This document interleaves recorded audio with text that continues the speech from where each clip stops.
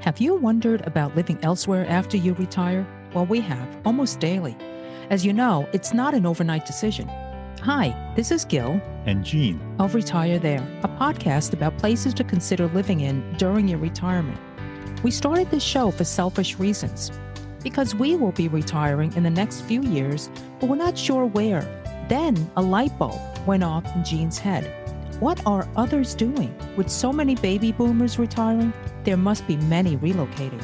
So we decided, let's connect with them and pick their brains. But first, a little background. I'm Asian, born in Brazil, and grew up in Flatbush, Brooklyn. I'm an engineer turned attorney and practicing higher ed law at a college who loves working with students, faculty, and staff. I am not Asian. Born and raised in Long Island, New York, a place I always wanted to leave. I am a law librarian working in a court who loves his job. We've lived in Bay Ridge, Brooklyn, New York for many years and have been thinking about our future home. So we'll be speaking to folks from around the country and now around the world who have moved to venues of their dreams and more. And we will share their stories and we will share their intimate secrets. No. I'm just kidding, Gene. But we will provide information that you may not find anywhere else. So stay tuned. Hola! Today we chat with Margaret Nash, who retired to San Miguel de Allende, which is in central Mexico. Travel and Leisure magazine described it best that the city was, quote, transformed from a sleepy and slightly down at the heels colonial hill town without a traffic signal into a fiesta crazy magnet for international gastronomes. This small town, located about 150 miles north of Mexico City, was named for both the monk who founded it, Juan de San Miguel, and General Ignacio Allende, a hero in Mexico's War of Independence. Thanks in part to its colonial Spanish architecture, San Miguel is a UNESCO World Heritage Site and a magnet for weekenders and expats. Visitors enjoying walking alongside the quaint cobblestone streets, browsing the shops for artisanal crafts, hot springs, horses, balloon rides, organic restaurants, and inventive chefs working in all types of cuisines. So this sounds really, really magical. Yeah. So let's introduce our guest, Margaret. Margaret Nash was born in Georgia and raised in Mobile, Alabama. She attended Agnes Scott College in Atlanta, Georgia, and earned a BA in religion and philosophy. She moved to England after graduation, lived in Scotland, worked in real estate, performed business training all over Europe, life coaching, and hypnotherapy. Now semi-retired, she's still working as a life coach, writer, and seminar leader. In fact, much of her life coaching focuses on retirement.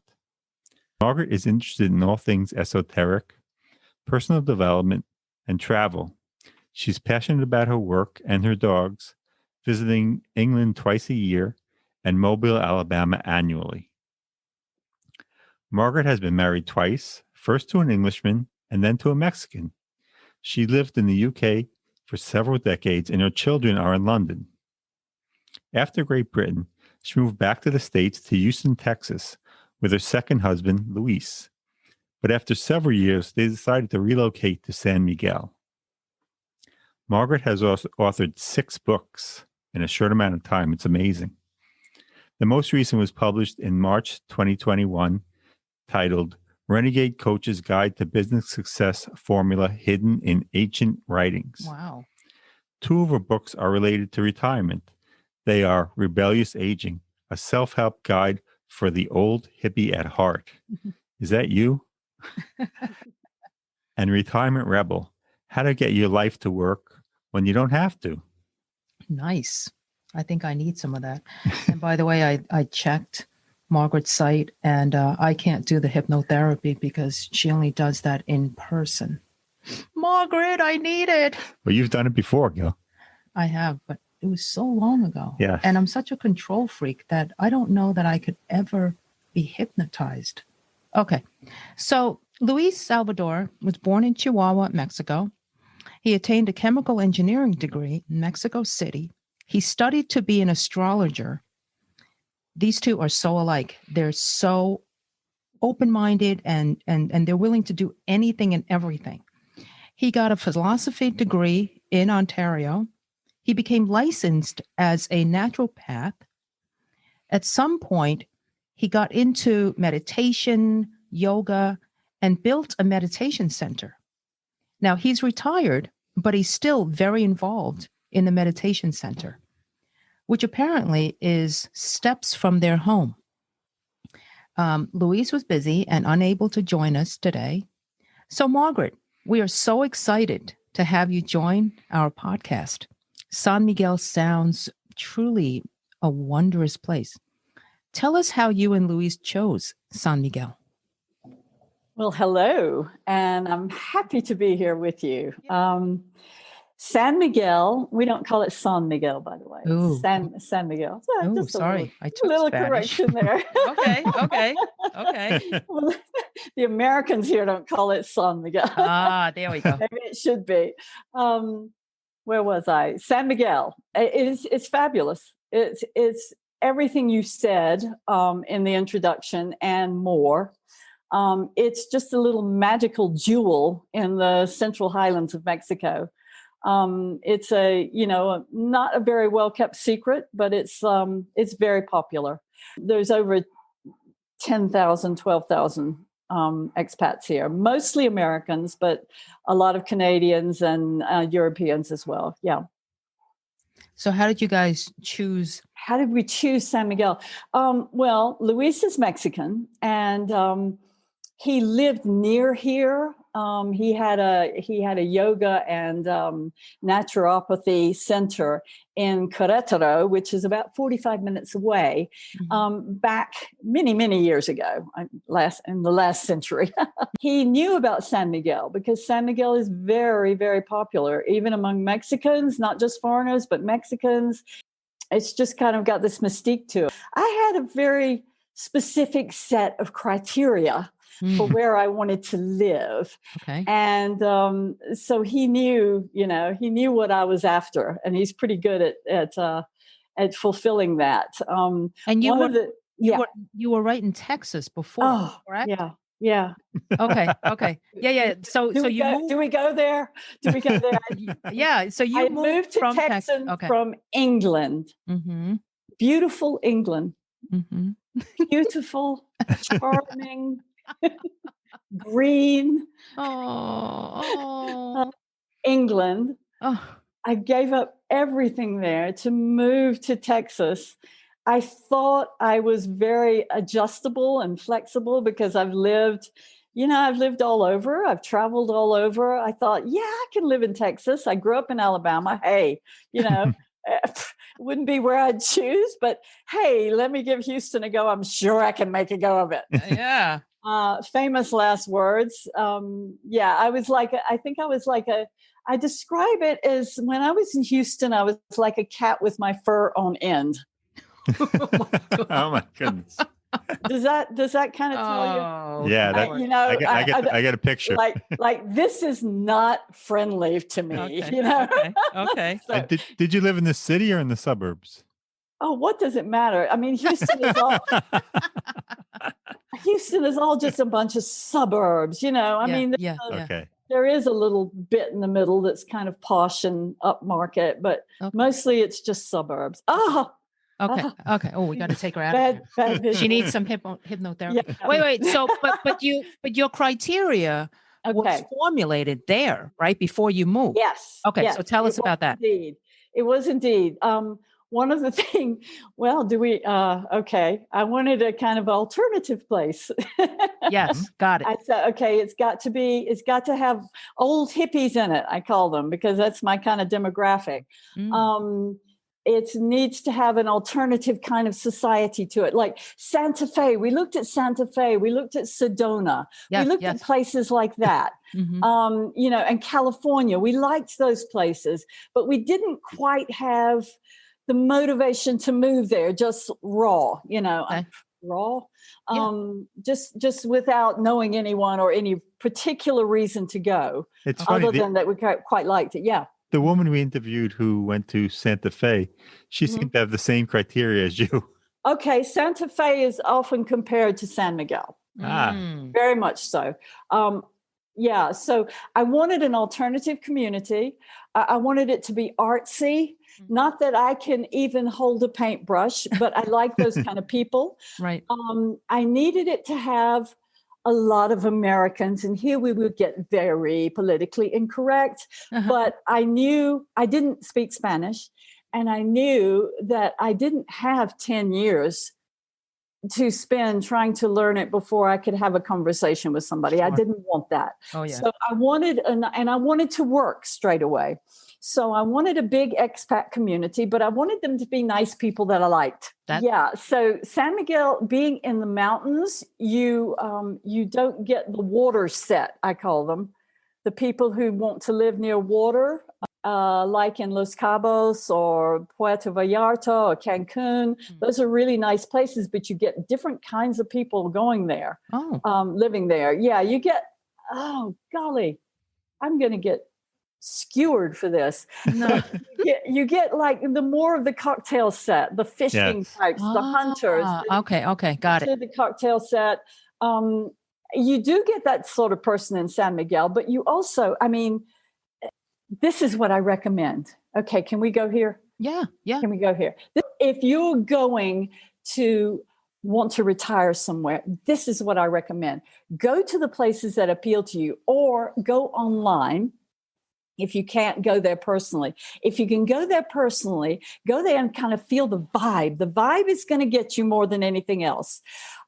So, choose these places you like and, that sound good.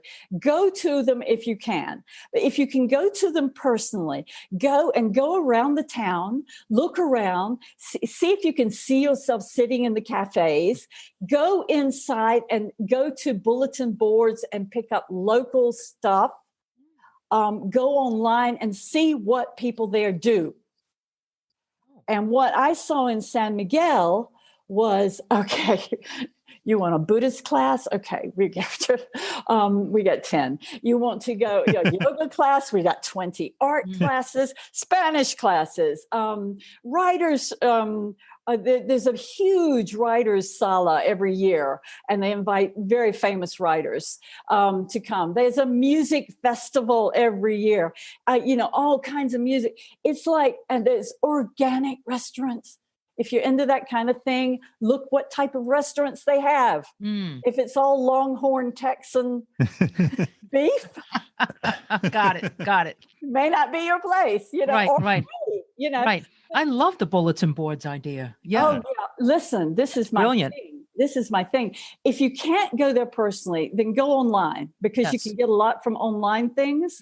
But I went online and researched San Miguel, and I knew that I had to be able to speak English there, and San Miguel is good for that.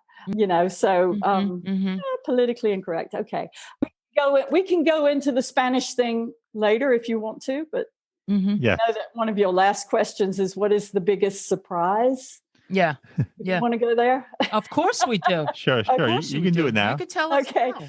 Biggest surprise, the biggest kind of revelation to me after I've been here now 14 years, I guess it is. Yeah. 2006. Wow. We moved here. Yeah. So that's 14 years. The biggest surprise for me was that I could not learn Spanish. And that's, well, let me tell you, I am not alone. You move somewhere in your 50s or your 60s, guess what? And you don't know the language. Guess what? You think you can take a class and you're going to learn it and pick it up. Yeah. I cannot tell you the number of people who come here and say, oh, my first thing is I'm going to sign up for a Spanish class, and I'm going to do this and that, and I'm going to learn the Spanish. I'm only going to speak to Mexicans, and blah, blah, blah. Right. And I'm like, yeah, okay. Talk to me in a year or so. Bring it on. Yeah. Right. I went to classes. I had private tutors. I spent tons of money on online stuff. I did everything right. And 6 years later, I realized that I couldn't understand any more Spanish than the day I arrived. Now, I'm not stupid. I've got a degree. I've got a postgraduate diploma. I used to be a librarian. I'm a writer. And so I thought, I've kind of had a reasonably high opinion of my own intelligence and academic abilities. I was always a nerd, love academic. I honestly it's just a mystery to me.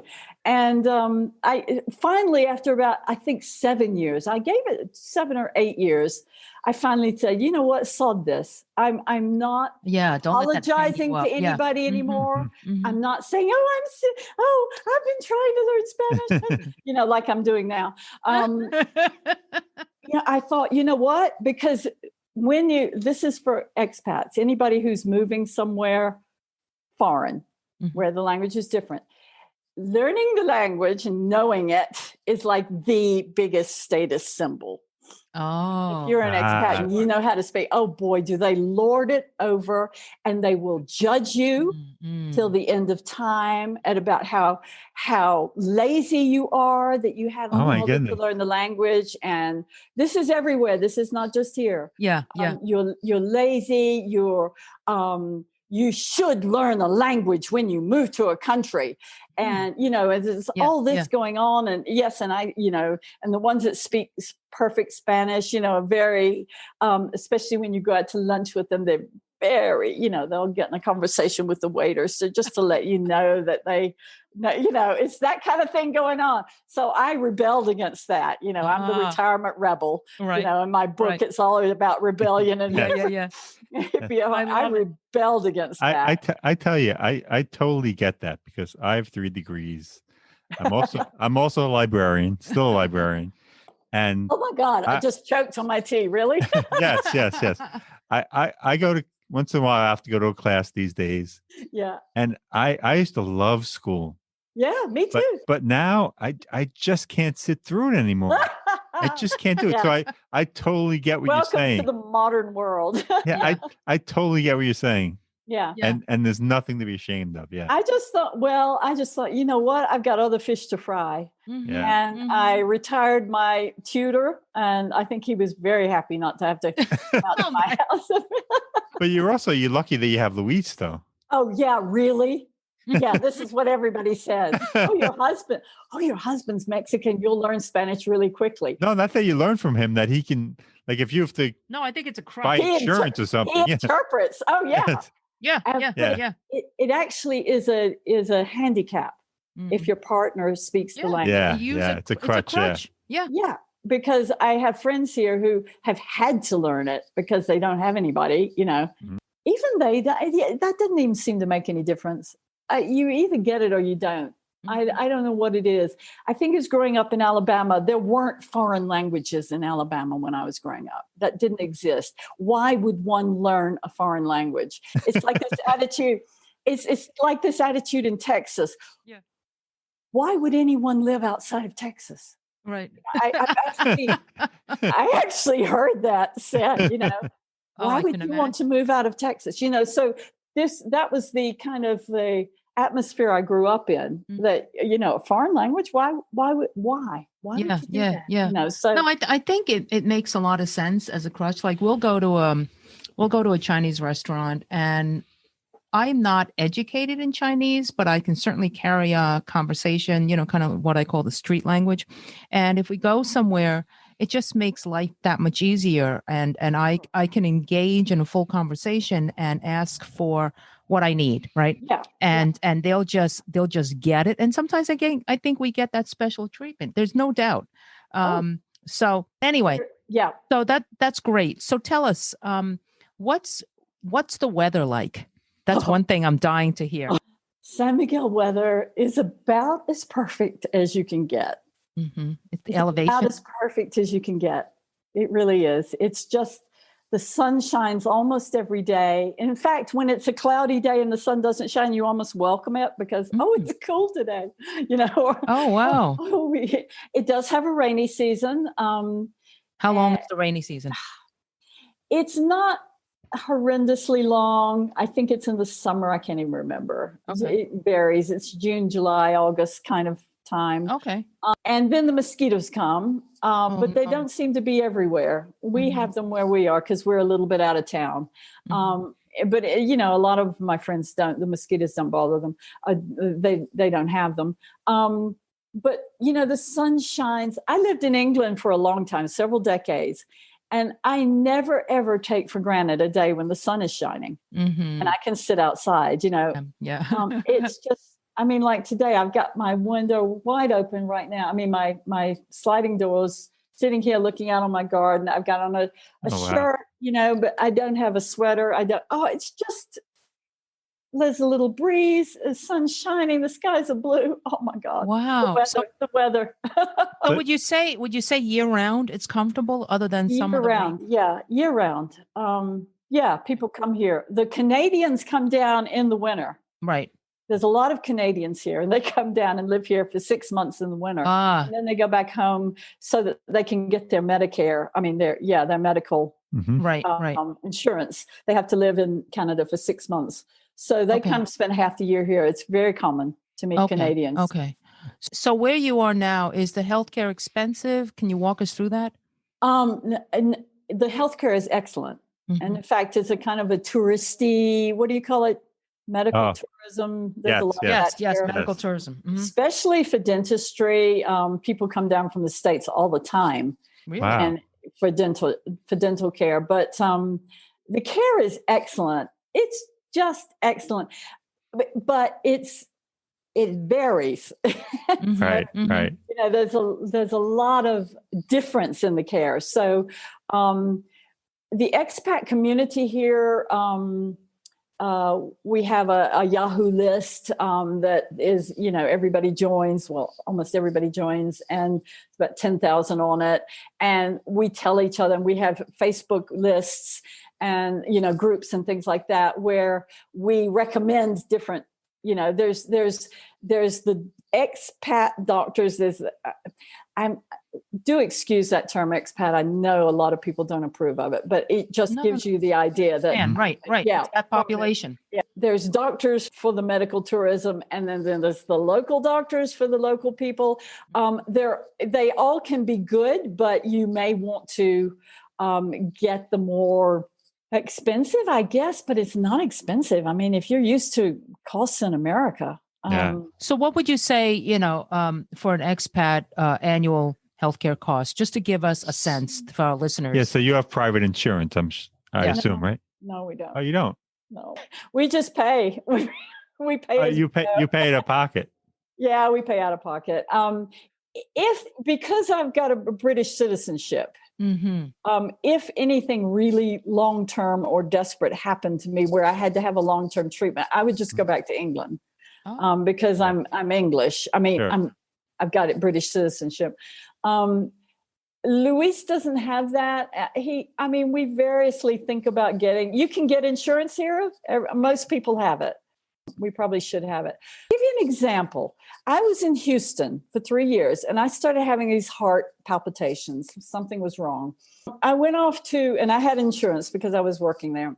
They have the most high-tech hospitals in the world in Houston for heart and cancer and that kind of thing. I went there and I was put through a battery of tests. I mean, horrendous, some of them, heart catheter kind of things that were just hideous. Wow. And they couldn't find anything. I was good. Okay, but I was still really tired. I'm really tired all the time. And so then we moved down to Mexico. And I was still having this fatigue and the palpitations. And so I go into a doctor in the local hospital here, one that's recommended by all the expats.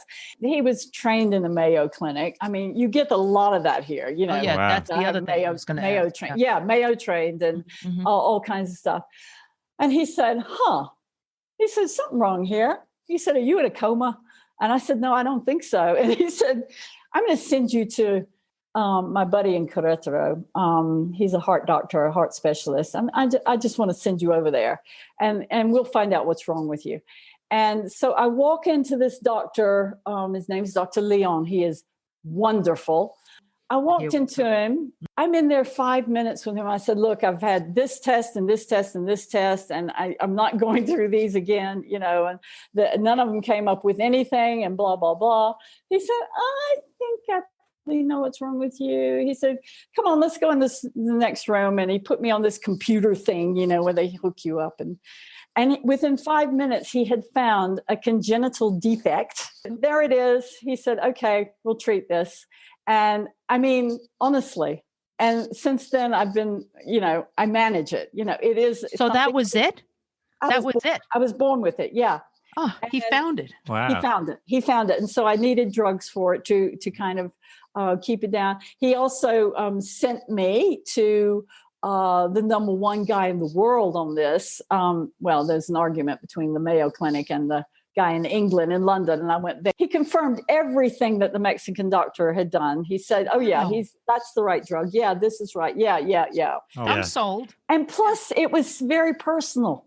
It's very personal. He sat and listened to me. The heart hospital in Texas was the most horrendous thing. It was like being in a Kafka novel, you'd be sent, nobody wanted to know you, it was like, and you were sent down these mysterious holes, and then you had things stuck in you. And, it was like, and oh God. And ultimately you walked out with no answer. No answer. Yeah. And nobody cared. Nobody cared. Yeah. Anyway. Okay. There's that. Anyway.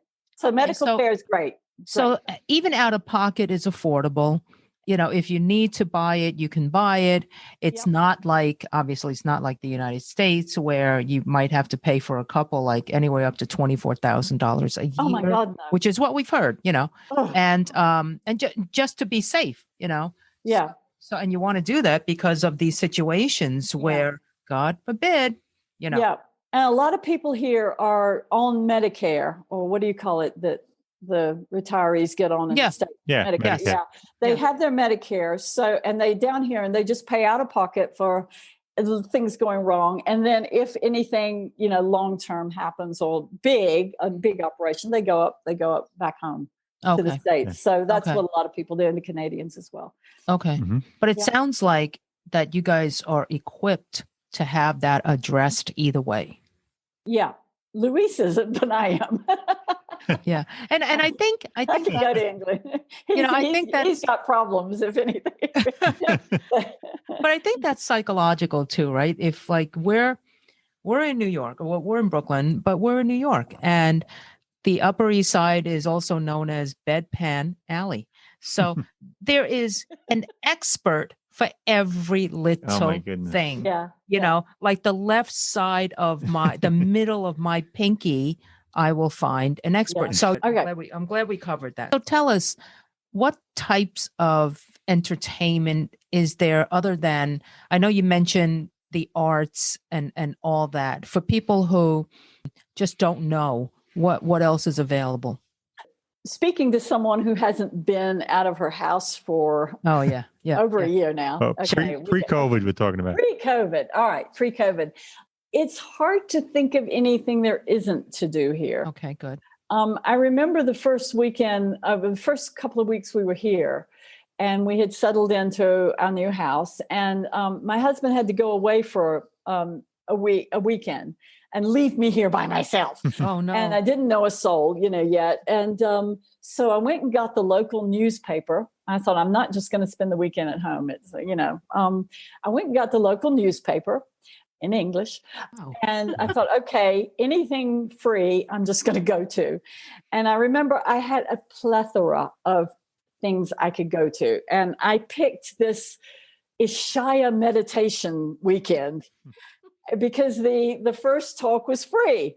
And so I thought, I'll just go along and what the heck? I like meditating, and I might meet some people. So I went along to the free talk on the Friday night, immediately signed up, and I was, like gone for the whole weekend. It was like, wow.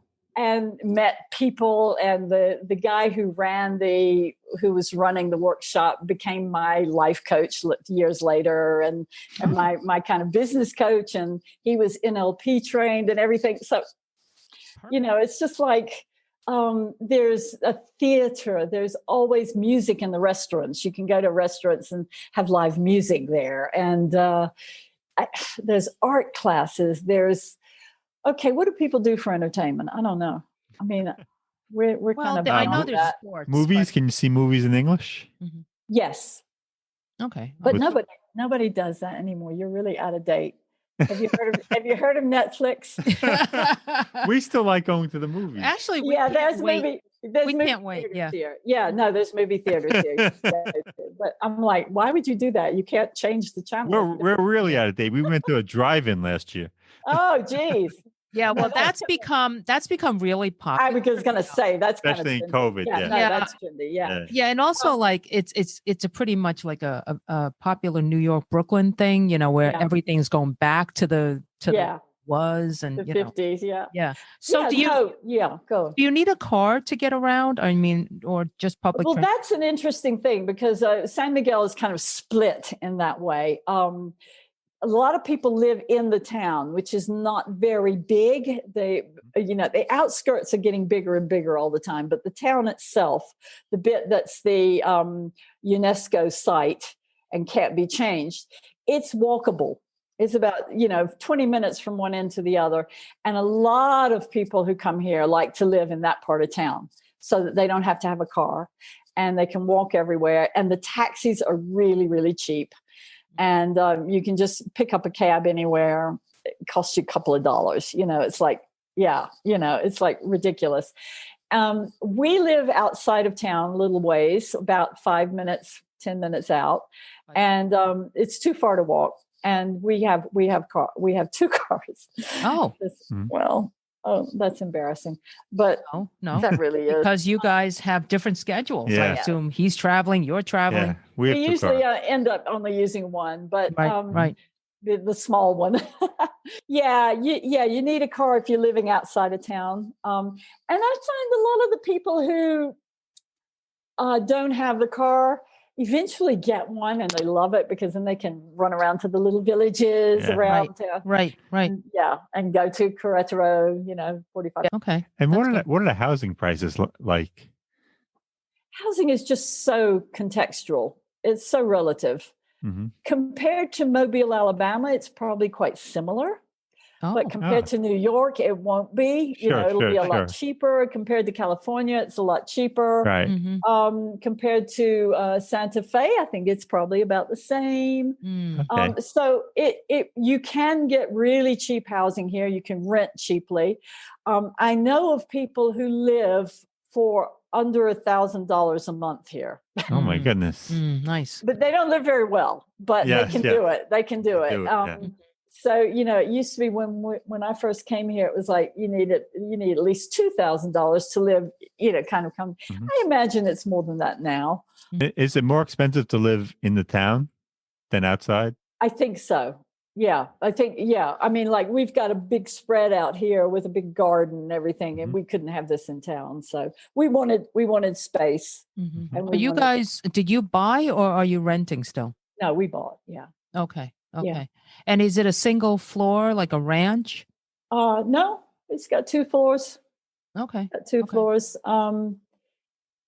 It's bigger than we need. I mean, I'm at the phase in life now where I just want to get rid of stuff. I mean, I'm just so busy throwing everything out. Yeah. It's probably bigger than we need, but we really like it. Yeah. Well, when you moved from England to Houston, I mean, because you had lived in England for a couple of decades, you must have had to get rid of tons of stuff, right? Yeah. How did that go? It was great. Okay. Didn't miss anything. Not really anything. Nothing. Just my kids. Okay, that's nice. So you weren't attached to anything and you didn't have much to. Okay. You said you visit your kids. You try to visit your kids. Do they ever come to Mexico to visit? Oh yeah. But pre-pandemic, right? I go to England twice a year, and my kids are in London, and I just go between their houses and stay with them, and enjoy it. Oh, nice! Oh, that's nice. I go once a year to Mobile and my tribe there. Yeah. Now, how far are you or close to you to the airport?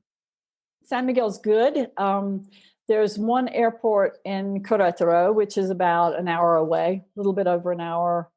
And there's another one. Leon is another hour and a half away. Mexico City Airport, where the direct flights, most of the direct flights are from, to Europe anyway, is about a 3.5 hour drive. Okay. In San Miguel, everything is oriented towards those of us who need these kind of services. Sure. They are not dumb here. I mean, they know their market. And there's great driving companies, private drivers, and they just come to your door, pick you up, take you to the airport, drop you off. Everything is just, it's all paid for online. And it's so wonderful. easy, right? Yeah, really, really easy. So when you visit your children, do you drive down to Mexico City to grab that airport? Yeah. Okay. Yeah. So that's got to be, and then you just leave your car there. No. You take private driver. Yeah. Sure. Yeah. And they're very reasonable. It's so reasonable. It's like about $60 or $70 to drive there one way. Wow. For a 3.5 hour drive. I know. Yeah. I mean, that's unbelievable. That is private driver, they're so nice. Oh, wow. You have a little stop on the way, at nice places. They make sure the places are decent places to stop. They look after you. Oh. And I have a question. I know that there's crime everywhere, obviously, but how's the crime in San Miguel? That's an interesting question. We haven't experienced anything. I know some people have, but I really don't know that it's any different from anywhere, If you grew up like I did, I've always lived in cities. My father just taught me to look after myself. He just said, no matter where you are, you just look after yourself. Don't do stupid things. Don't walk by yourself at night. Don't, if you're getting in your car, you lock the doors, make sure you've got gas, and it was like, this kind of thing. I don't go out and get drunk and roll into a taxi at 3 a.m.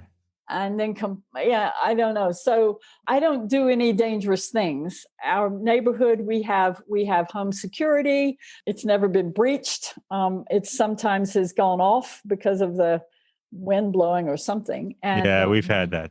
The cops are here within, the police are here. They phone you up immediately within 30 seconds. And do you want the police to come out? We see that it's in your meditation room, or it's in your living room. You better watch out. It's like all this kind of stuff. I think the cartel stuff is dangerous. But I mean, I lived in a safe city, supposedly in England, which is supposed to be very, very, England's so much, like the gun crime is almost zero there. And, it's a safer place. We were burgled, I think, 4 times, 3 of them when we were in the house. Wow. We came down the next morning. I remember my husband's car I remember hearing it drive off from the drive at 3 a.m., wondering, where is Chris going? Wow. He was lying beside me. It was like crime can happen anywhere. Yes. Yeah. No, it's like when wherever we go on vacation, I'll turn on the television in the hotel room and you hear the local news. I never listen really to the national because I can listen to that anywhere or watch rather. But when you turn on the television, do you hear the local news of, there was a gun shooting here or, it's got to be different. I watch CNN, ABC. Oh, so, all right, there you go. You don't know what's going on around you. I don't. And I think I'm happier that way.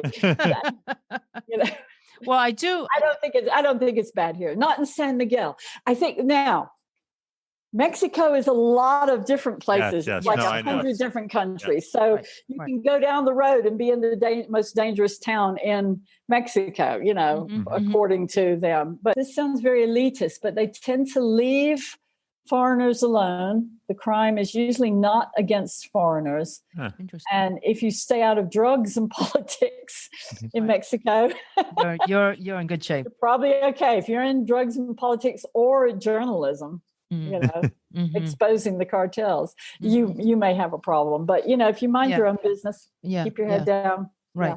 So where you live, are you in a quote unquote, I guess, expat community, or the friends that you've made, are they mostly expats, or tell us about that? No, the community is mixed. Every community here is mixed. They're all mixed, because even the really upper class areas here are full of people from Mexico City, rich people from Mexico City. They love San Miguel. It's like, they flood the place on the weekends, and they have houses here. No, every community is mixed. Now, a lot of expats like to go into the really Mexican areas and live, because they like the flavor and it's so different and all of that. We live in a kind of a mixed one. It's out, but it's not gated, but it's kind of a nice community. Well, most of my friends they're American. Right. No, I'm trying to get a sense of every expat. I'm trying to put myself we've interviewed has said where that. you Don't are. feel bad. Yeah. I'm trying to put myself where you are. I've made better friends here than I've made friends quicker here than in my 20 years in England. Interesting. Really? Yeah. I mean, I love England. Don't get me wrong. I love England. I have more friends here than I had in Mobile and in England. And because the expats we all just stick together. We just like, it's like a tribe. You have a common bond. Yeah. Mm-hmm. So that has more to do with living in Mexico than the people in England. England is not the easiest place to make friends. I didn't find, but I loved it. And once you do make friends there, you make really good ones. But I just made really good friends here almost straight away. It's, now, one of the things, if you live in this kind of town, and I'm sure Santa Fe is similar, and this is something to watch out for when you're thinking about retiring, is towns like this are very fluid. And so you can make somebody that's your best friend in the universe, and they move back to the States. Yeah. That happens a lot, and you have to just roll with that. You have to just roll with it and be okay. Interesting.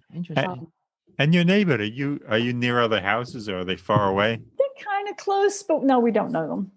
Okay. We don't know. Yeah, people just kind of in this area. No, it's like no. You meet people walking your dog. So I do know people in the area, but, just say hello and that kind of thing. But no, it's not like a tight-knit community. But they do exist here. Mm-hmm. It's just not this one. You can find any kind of community you want. Okay. And how's the outdoor life? Is there a lot of hiking? Do people do that? Yes, a lot of hiking. Are there water sports? Is there a river around? No, not in San Miguel. And that's something to be aware of. Mm-hmm. Okay. If you like water sports, this probably isn't your place. Okay. And how are the restaurants? Is it a diverse amount of restaurants? Can you get good Indian food? How's that? Oh, Indian. You would pick that. Favorite food. I know you can get great Indian food in England, right? Oh, yeah. I love Indian food. No, you don't get good Indian food here. There are a couple of Indian restaurants, so-called Indian, that really aren't. But the food here is great. You get all kinds of food, and you get vegetarian, you get vegan restaurants, you get Longhorn Texan restaurant, you get several Thai restaurants that are very good. Lebanese, Okay. So there is a mix. It's not just Indian, just primarily Mexican. And can you get sushi and Chinese food? Oh yeah. Good. And of course Italian, which you can get anywhere in the world. Yeah. So just not Indian. You picked the one that I think is. And I imagine there are a lot of coffee shops. Is that right? Absolutely. You can meet people for coffee. People do it all the time. You go into town, you just see. It's like European, very European. There's just people in the streets. I mean, it is so alive here. You drive, like when we come back from trips from Europe or someplace like that, and we arrive in San Miguel, it's like the place it's just full of people. Wow. Wow. All over the streets and sitting in cafes, and it's like really nice, really nice. Do a lot of people hang out in the central square? Yeah. To the big red churches, right? There's a big red. Pink. It's pink. Red. It's pink. It's pink. It's beautiful. Pink, just like it is. It's beautiful. Yeah.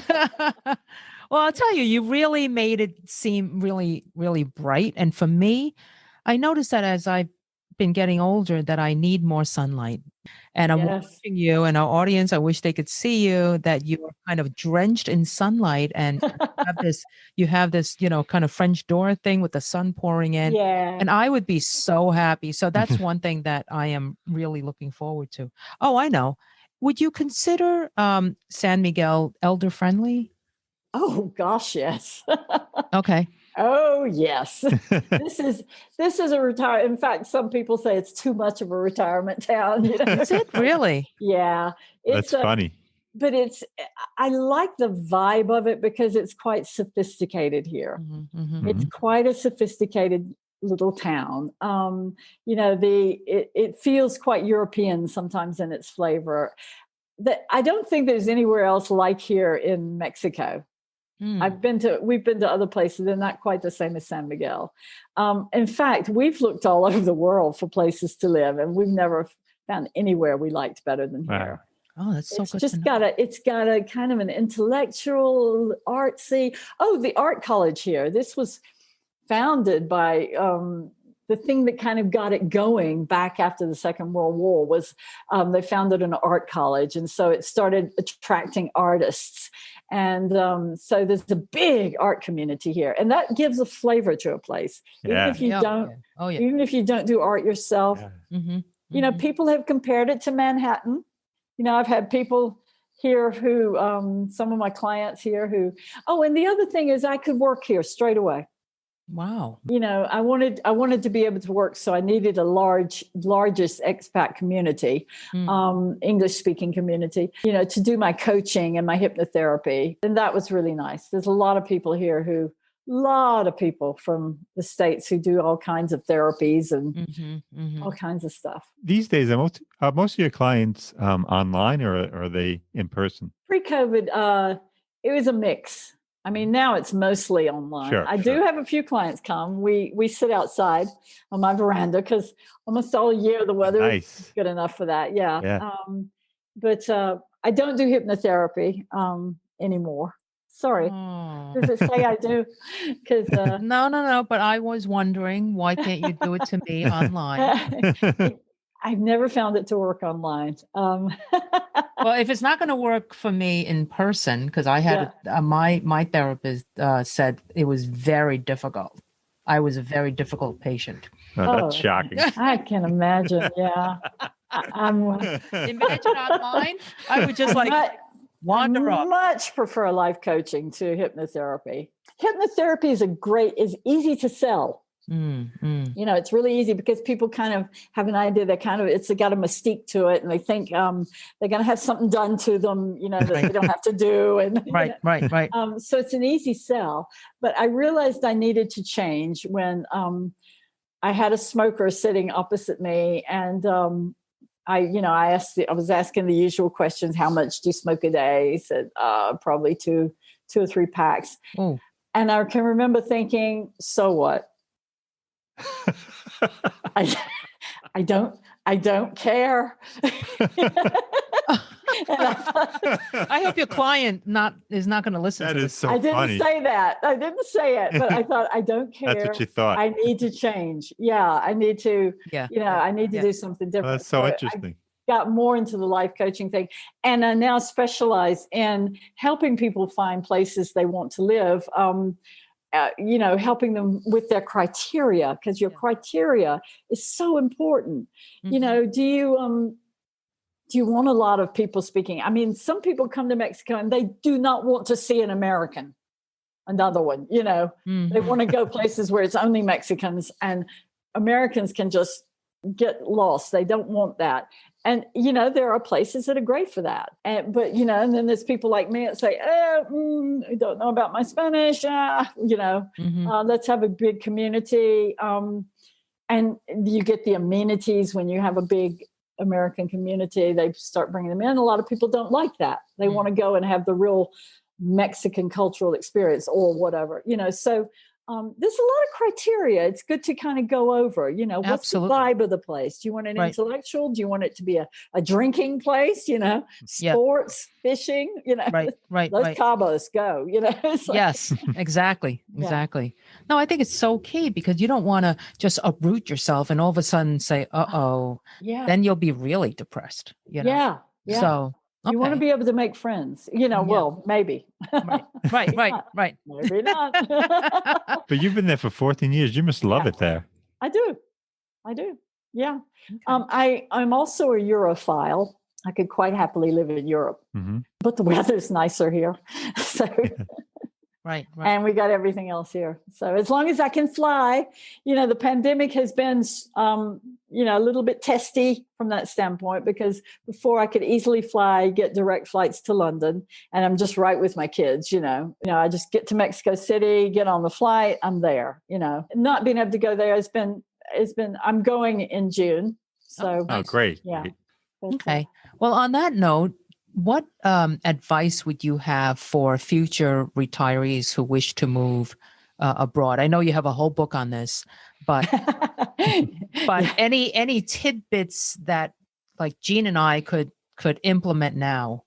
What sort of lifestyle do you want to live? Do you still want to work, or do you want to just be on the beach? I mean, the beach lifestyle, a lot of people go to beaches, like in Spain and Cancun and places like that, retire places like that. Is that the kind of lifestyle you want? I would shoot me first before I would, go and live on a beach. It's just not me at all. I don't like the sun. I'm too pale. I don't like direct sun. I like sitting in the shade. But okay, so what sort of lifestyle do you want? Do you want what I remember thinking, I want someplace where there's plenty to do. Right. Even though I don't do much of it now. Right. But it's there. I know it's there. And the sort of people who are attracted to a place, I thought, what kind of people are going to be attracted, to what kind of people do you want to be around? And are they what sort of place are they going to want to live? Right. Like, I think I could live in Santa Fe, for that reason. I was very happy in London, just outside London, for the same reason. I could probably live in Portugal. I liked Portugal a lot, but so what is it you want to spend your time doing? You've got to think about that. What are you going to do from day to day? Because you can get bored very easily in retirement. Yes. And, I call it the retirement blues. You've spent all this time getting ready and preparing for your retirement when you're not going to have to work anymore, and you're going to go and lie on the beach and drink cocktails. And boy, does that get boring. God, when you haven't got something meaningful to do. Right. So I don't plan to ever retire until I physically have to. And I call it being semi-retired. Right. Because semi-retired just has that. You're in control. Yeah. You're in control. Right. You're no longer doing it totally for the money, because you probably got enough to, if you can semi-retire, you've got enough to live on, but you still want to work. You still want to be in the game. You don't want to hang up your spurs. Right. And so there's a little Texas talk right there. Yeah. Did I? Okay. Don't look at me. Don't look at me. Oh my God. Don't say that. No, you actually sound a cross between a Southerner and a Brit. It's very interesting. Okay. Well, it's very interesting. There's a reason for that. Yeah, it's a very good one. Yeah, you are so insightful. No, they did try to beat the Alabama accent out of me in college, but I guess they didn't do it. Is that right? No. Give us some of that. Wait, your college is in?